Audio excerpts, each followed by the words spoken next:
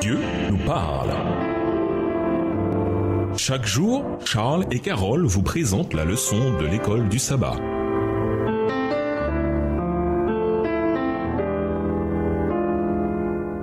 Bienvenue dans votre émission Dieu nous parle. Nous voilà au dimanche 20 novembre, inventeur de mensonges. Même l'imbécile, quand il se tait, passe pour un sage. Celui qui tient ses lèvres fermées est intelligent.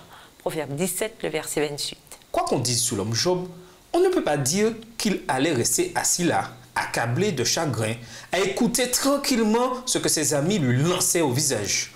Au contraire, une bonne partie du livre de Job est constituée des contre-attaques de Job face à ce qu'il sait être un mélange de vérité et d'erreur. Comme nous l'avons vu, ces hommes ne faisaient pas preuve de beaucoup de tact ni de compassion. Ensuite, ils affirmaient parler pour Dieu en justifiant ce qui était arrivé à Job. Et enfin, ils disaient en gros qu'il avait ce qu'il méritait ou qu'il méritait encore pire. Une seule de ces approches aurait déjà été suffisamment terrible.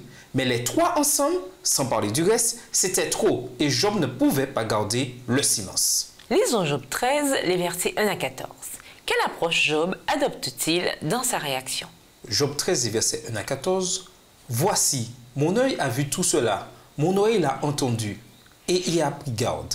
Ce que vous savez, je le sais aussi. Je ne vous suis point inférieur. Mais je veux parler au Tout-Puissant. Je veux plaider ma cause devant Dieu. Car vous n'imaginez que des faussetés. Vous êtes tous des médecins de néant. Que n'avez-vous gardé le silence? Vous auriez passé pour avoir de la sagesse. » Verset 6. Écoutez, je vous prie ma défense, et soyez attentifs à la réplique de mes lèvres. Direz-vous en faveur de Dieu ce qui est injuste, et pour le soutenir, alléguerez-vous des faussetés? Voulez-vous avoir égard à sa personne? Voulez-vous plaider pour Dieu? S'il vous sonde, vous approuvera-t-il? Ou le tromperez-vous comme on trompe un homme? Certainement, il vous condamnera si vous n'agissez en secret que par égard pour sa personne. Verset 11. Sa majesté ne vous épouvantera-t-elle pas? Sa terreur ne tombera-t-elle pas sur vous? Vos sentences sont des sentences de cendre.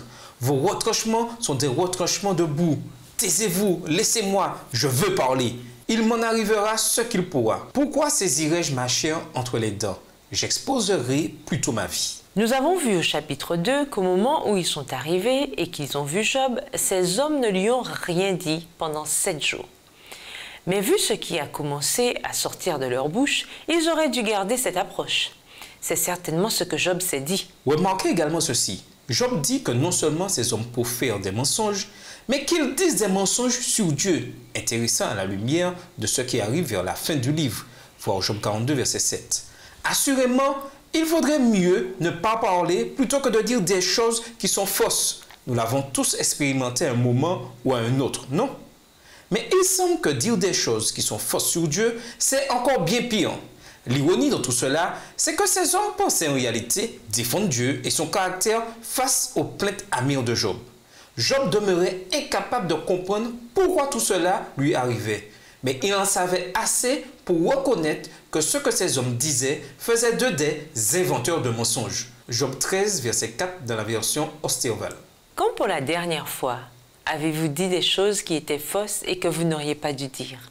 Comment apprendre de cette expérience afin de ne pas refaire le même genre d'erreur? Et nous vous laissons à cette question de réflexion. Que ressentez-vous à l'idée de recevoir la vie éternelle alors que vous ne pouvez rien faire pour la mériter? Au revoir. Et à demain si Dieu veut.